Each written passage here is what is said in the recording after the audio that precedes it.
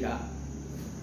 तो मणिपुर के प्रमुख दर्रों में आपको ज्यादा कुछ नहीं पढ़ना है, केवल एक ही दर्रा आपके परीक्षा के दृष्टिकोण से महत्वपूर्ण है और वही पूछे जाते हैं। तो आप कहोगे सर कौन सा दर्रा, तो एक ही दर्रा, इसमें क्या ट्रिक आपको दूं? कोई ट्रिक की जरूरत नहीं है, क्योंकि बस एक ही तो याद रखना है, एक के अलावा कोई और दर्रा है ही नहीं।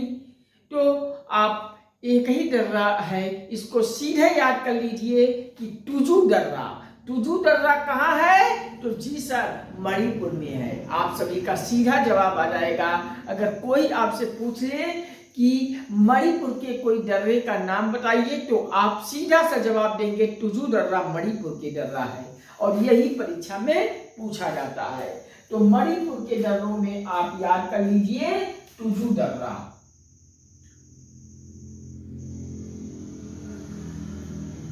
टुजू दर्रा कहाँ का, किस प्रदेश का दर्रा है? तो टुजू दर्रा आप याद कर लीजिए मणिपुर के दर्रा है।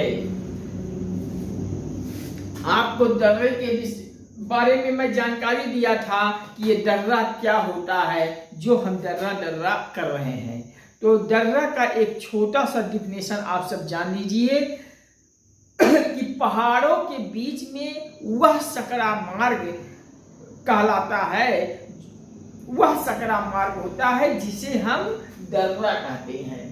तो पहाड़ों के बीच में जो आने जाने के लिए एक सकरा मार्ग होता है, उसी को हम दर्रा कहते हैं। और अंग्रेजी में अगर इसे हम कहें तो माउंटेन पास भी कह सकते हैं।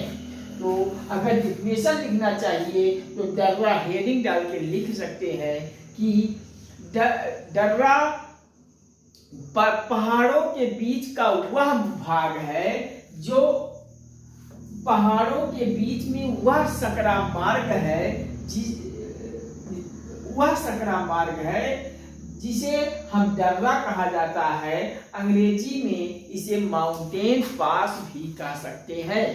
तो उम्मीद करता हूँ कि मणिपुर के प्रमुख दर्रे को आप याद कर लिए होंगे।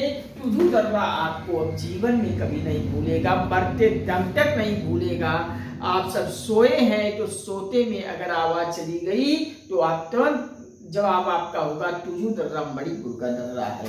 तो नेक्स्ट आइए अगले स्टेट के दर्रों पे हम आते हैं। अब हम पढ़ेंगे महाराष्ट्र का प्रमुख दर्रा। तो महाराष्ट्र का प्रमुख दर्रा क्या है, आइए जानते हैं।